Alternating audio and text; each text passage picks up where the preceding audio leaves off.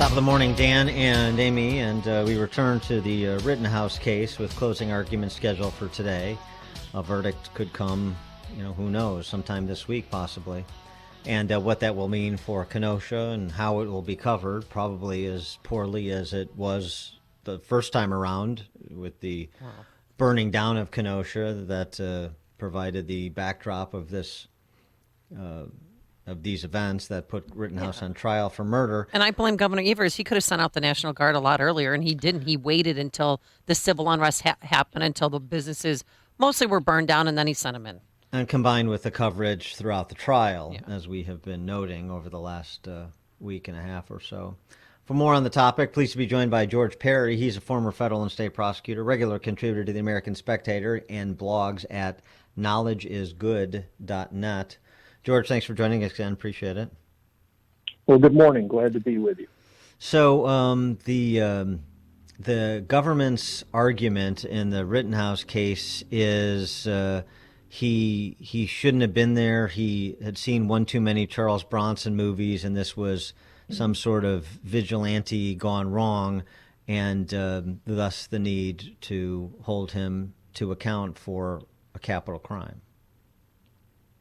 Yeah, the reason they're making that argument is that under Wisconsin law, if you engage in a provocation which results in your using violence, you are not entitled to claim self-defense if you wind up harming someone, which is why the argument throughout the trial has been and will be that he went looking for trouble. He showed up in Kenosha carrying an AR-15, and he was a vigilante looking for trouble, and he found it, and therefore he should not be allowed to claim self-defense.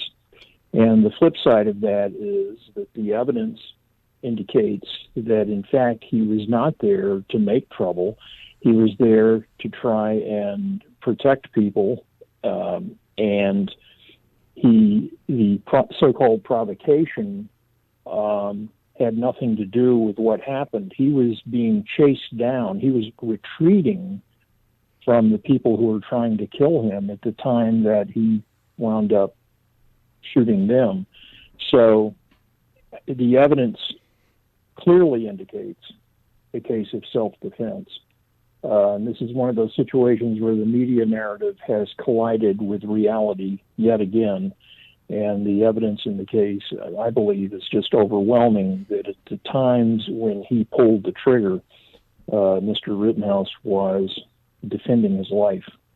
Well, are you surprised that the DA even brought this case and the prosecutor brought it forward in the first place, or did they possibly do it for political reasons?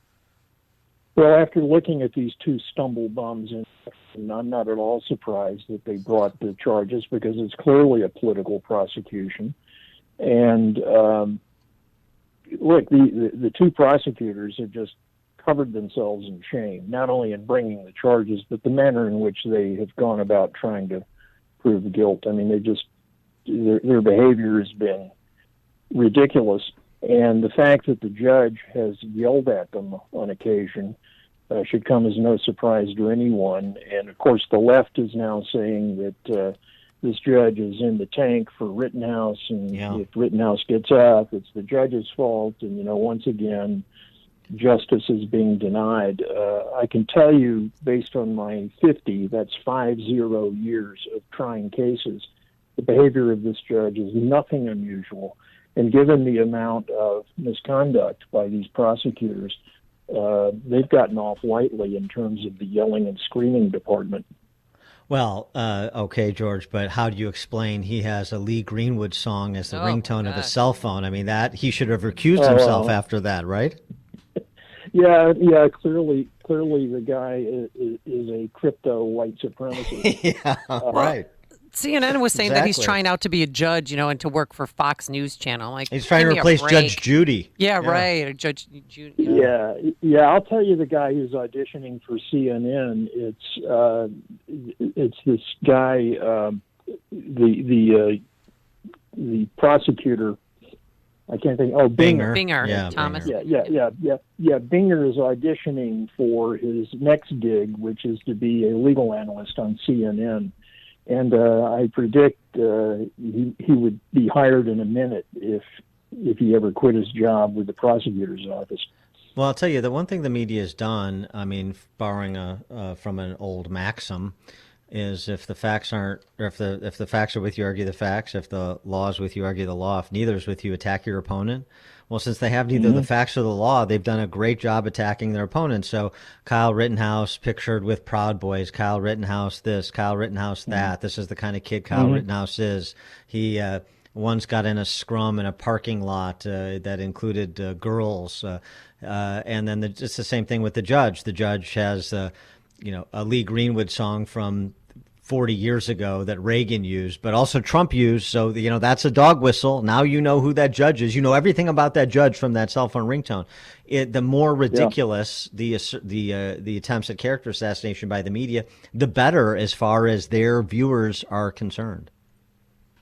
Yeah, no, they're just feeding red meat to their audiences, and anything short of a first-degree murder conviction in this case is going to leave the left unsatisfied. And by the way, I might add, I thought it was quite significant that at the last minute, the prosecutors were looking for lesser-included charges because I think they sense things may not be going their way.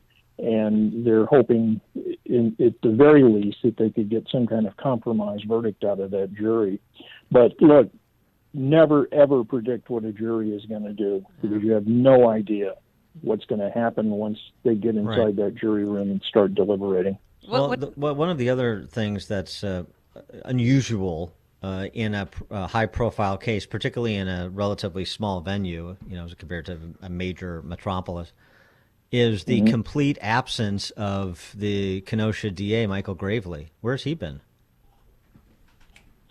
Probably hiding under his desk because this is the last thing he needs to get involved in. I don't know anything about Kenosha, but my sense is that day in, day out, it's not Haight-Ashbury. And they're probably pretty solid citizens who are there who've been victimized. So whatever their sympathies might be, I think that the local DA was probably wise not to get involved in this because it was clear that there were going to have to be charges to satisfy the mob. And as I say, this is a situation where this kid has been portrayed as a vigilante, and it turns out he was anything but. And the evidence has established that. And has established that he was retreating, trying to get away when he was being hunted down by this mob, and he did what he had to do to be able to go home alive. So that should have great appeal to the jury, but you don't know the extent to which this jury has been intimidated. You have the governor of Wisconsin announcing that he's got the National Guard ready to come in to restore order if, in case the jury comes back with an acquittal. Now, do you think? Sorry. Go on. Continue.